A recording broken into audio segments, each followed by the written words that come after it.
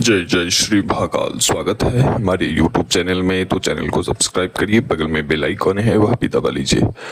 आज जो हम साधना लेकर आए हैं वो है दो दिव्य साधु की साधना, दो दिव्य शक्तियों की साधना जो 300 वर्ष से तप में लीन थे। ठीक है, तो ये 300 वर्ष से अधिक की आयु इनकी है। ठीक है, तो ये दिव्य शक्तियों की साधना है। ठीक है, दो दिव्य शक्तियों की साधना, दो दिव्य साधुओं की साधना। अगर इस सिद्धि को आपने कर लिया तो संसार में आपके नाम पूर्ण रूप से प्रकाशित हो जाते हैं। पूर्ण रूप से मान सम्मान, धन, वैभव, सुख, शांति, समृद्धि, हर एक वस्तु की प्राप्ति होती है। दूसरी बात कि ये बुरे कर्म नहीं करते हैं, जैसे वशीकरण, मारन, विदूषण, उच्चाटन, ये नहीं करते हैं। इनसे जो भी जन कल्याण का कार्य करवाएं वो हर एक प्रकार के कल्याणकारी कार्य कर सकते हैं। इस शक्ति का प्रयोग स्वयं के लिए कभी भी नहीं करना चाहिए। ठीक है, इस शक्ति का प्रयोग कभी भी अपने लाभ के लिए प्रयोग नहीं करना चाहिए। तो ये ऐसी शक्ति है, दिव्य शक्ति है। इस शक्ति का कभी भी दुरुपयोग नहीं करना चाहिए। करने के लिए हर एक प्रकार के कार्य कर सकते हैं। जन के जो भी कार्य हैं, जो भी आपके पास दीन दुखियारे आते हैं आपके पास, उनके बड़े बड़े दुखों को भस्म करने की क्षमता है। बड़े बड़े दुखों को निपटाने की क्षमता है इनमें। किसी के ऊपर बहुत भयंकर प्रेत लगा है, बहुत भयंकर ब्रह्म राक्षस की ऊर्जा लगे हुए हैं, बहुत भयंकर गंदी से गंदी तंत्र किए गए हैं, उन सभी को भस्म करने में, तोड़ने में इनमें अद्वितीय शक्ति समाहित रहती है। ठीक है, और ये पूर्ण रूप से ब्रह्मचार्य हैं। ठीक है, तो जो भी व्यक्ति इसे करना चाहता है वह कर सकता है।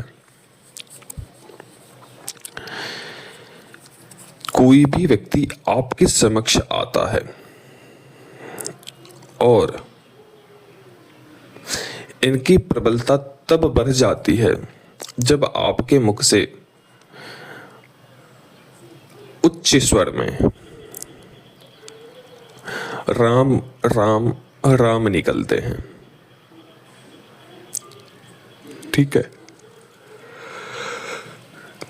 बहुत उच्च स्वर में राम निकलते हैं तो उन दोनों की शक्ति कई गुना बढ़ जाते हैं। कोई भी व्यक्ति आपके पास आता है, आपके उसे हर एक छोटी से छोटी बातों को बताने की सामर्थ्य हो जाते हैं आप में, आपके वाक सिद्ध हो जाते हैं।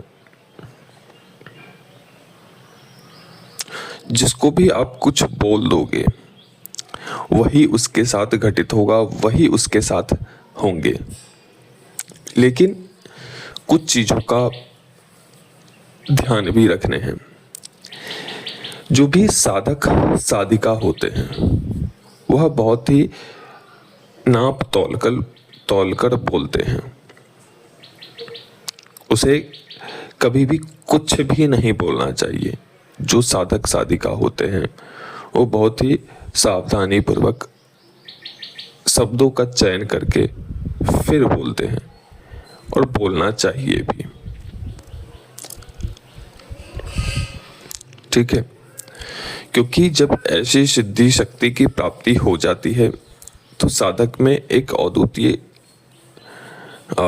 शक्ति सिद्धि को प्राप्त हो जाता है उसे। तो कुछ भी बोलने से पहले किसी को अभद्र बातें या किसी को गलत भावना से बोला गया शब्द नहीं होना चाहिए। अपने वाणी पर बहुत ही ध्यान रखना है। इस शक्ति को सिद्धि करने के बाद दूसरे के कल्याण के बाद ही आपका कल्याण है। ठीक है, दूसरे के कल्याण के साथ अपना कल्याण है। आप इस शक्ति का प्रयोग अपने स्वार्थ के लिए कभी भी नहीं कर सकते हैं। तो चलिए इनकी साधना कैसे करनी है। इस साधना में आपको पीले वस्त्र आपको धारण करने हैं। पीले वस्त्र धारण करने हैं। आपको कलश की स्थापना करनी है।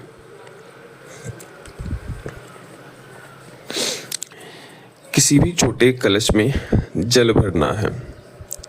सप्तमृतिका आपको अपने पास में रखनी है।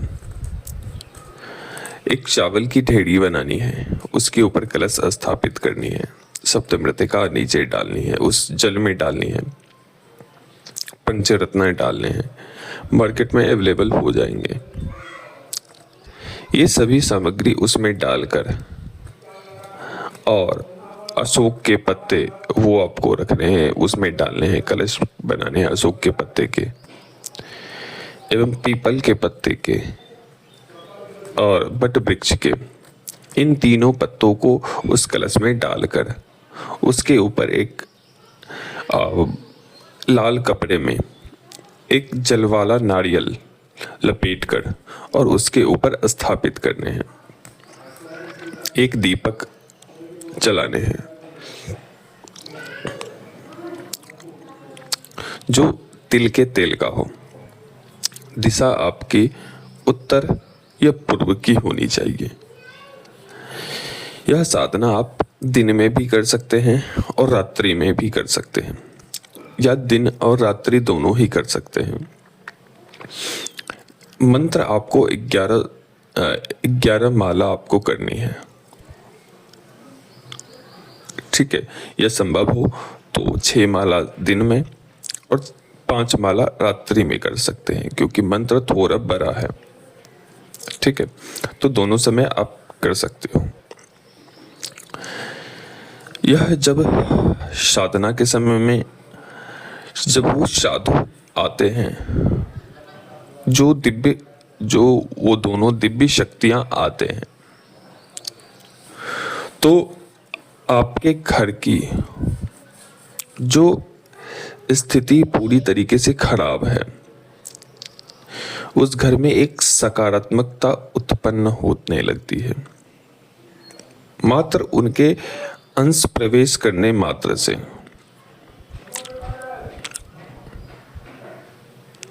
ठीक है, आपके अंदर जो भी तंत्र मंत्र क्रिया गलत शक्तियों के प्रभाव है आपके घर में, आपके परिवार में,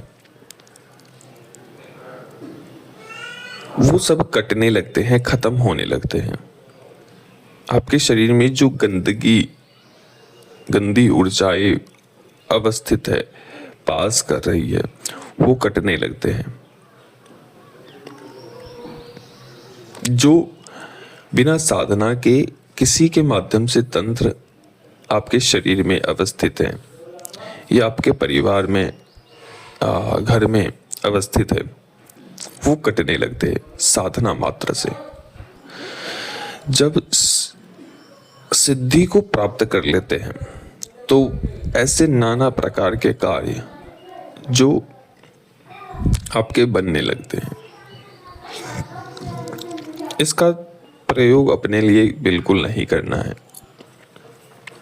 बिना गुरु अनुमति के अपने लिए प्रयोग नहीं करने हैं। जन कल्याण के लिए इसका प्रयोग करने से आपका भी कल्याण होगा। दूसरों का कल्याण करके ही आपका कल्याण होगा, क्योंकि शक्तियां ऐसे होती है कि जब वो देने लगती है तो छप्पर फाड़ के देने लगती है, कोई रोकता नहीं है उसे। जब लेने लगती है तो फिर आपको पता होना चाहिए। तो यही साधना है। सभी सामग्री जो हमने बताए, एक कलश की स्थापना करनी है, तिल के तेल का दिया जलाना है, और वस्त्र आपके पीले रहेंगे, और पीले वस्त्र के ऊपर उस कलश को स्थापित करने हैं चावल की ढेरी बनाकर, एवं पीले पुष्प से पूजन करने हैं उस कलश की। बस इतना ही करना है आपको। जो भी आपके पास ऋतु फल हो, ऋतु फल मतलब जैसे आम, सेब, नाशपाती, ये जो भी कुछ ऋतु फल आ रहे हैं, अंगूर हो गए, ये सब आपको वहां पर रखने हैं। केवल एक फल में से कोई भी एक फल रखने हैं, ठीक है। 2 फल रखने हैं, एक नहीं 2, काट कर नहीं, ऐसे ही रखने हैं। ऐसा इतना करने के बाद आपको अगले 7 दिन तक आपको साधना करनी है।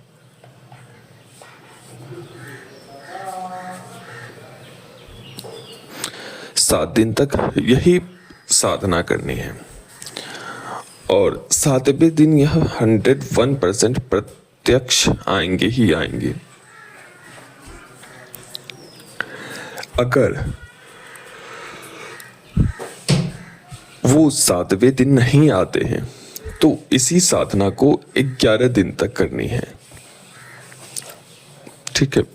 और 11 दिन में 101% आएंगे ही आएंगे, ये उनका वचन है, ठीक है। ये हमारा वचन है और उनका भी यही वचन है कि मैं 11वें दिन आऊंगा ही आऊंगा, चाहे साधक की दृष्टि खुली हो, चाहे साधक की कुछ भी हो, ऊर्जा कम हो, मंत्र पूर्ण नहीं हुए हैं, वो 11 दिनों में किसी भी हाल में वो उपस्थित होंगे ही होंगे। साधक के मन में निश्चलता हो, किसी भी प्रकार का गलत विचार ना हो, साधना के दौरान सत्य और सही बात बोलना चाहिए, किसी को नुकसान नहीं पहुंचाना चाहिए, किसी को अपशब्द नहीं बोलना चाहिए साधना के दौरान। तो इन सब चीज़ों को ध्यान रखना है। ब्रह्मचर्य का पूर्ण रूप से पालन करना चाहिए। जब वो प्रत्यक्ष आएंगे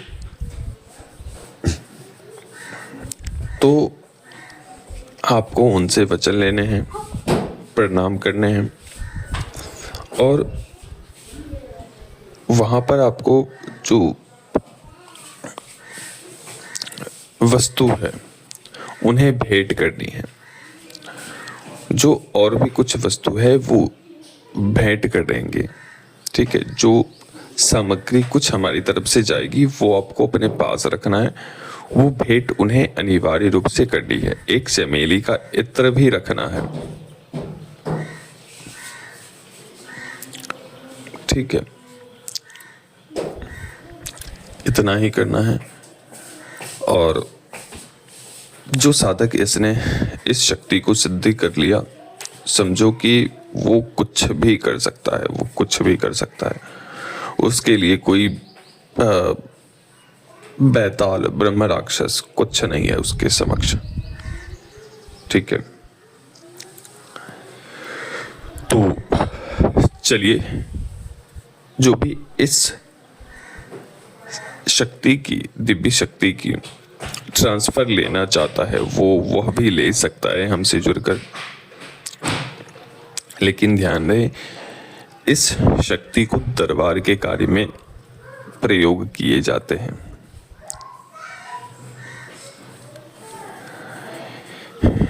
ये बड़े बड़े दरबारों के लिए प्रयोग किए जाते हैं, जिसके दरबार ना के बराबर चलते हों, या आप चाहते हैं हम दरबार लगाना, एक प्रबल शक्ति को अर्जित करना। तुरंत किसी भी कोई भी व्यक्ति आपके पास आता है नकारात्मक ऊर्जाओं से पीड़ित है, शरीर में खेलता है, कूदता है। जैसे ही आप उनका आवाहन करोगे वैसे ही सामने वाला व्यक्ति चिल्लाने चीखने लगेगा। ठीक है, लेकिन एक बात का ध्यान रखना है कभी भी कि ये शक्ति अपने लिए कभी भी प्रयोग नहीं करने हैं। जन कल्याण के लिए जितना कर सकते हो करना है। जन के कोई भी कार्य हो, उनका हर एक प्रकार के कार्य कर सकते हैं, तो ये जन कल्याण के लिए ट्रांसफर दिए जाएंगे और ये शक्ति का प्रयोग करने हैं। तो चलिए अभी तक के लिए अनुमति दीजिए। जय श्री महाकाल, जय महाकाली। पूर्ण जानकारी आप हमारे व्हाट्सएप से जुड़कर ले सकते हैं। जय श्री महाकाल, जय महाकाली, जय भैरव।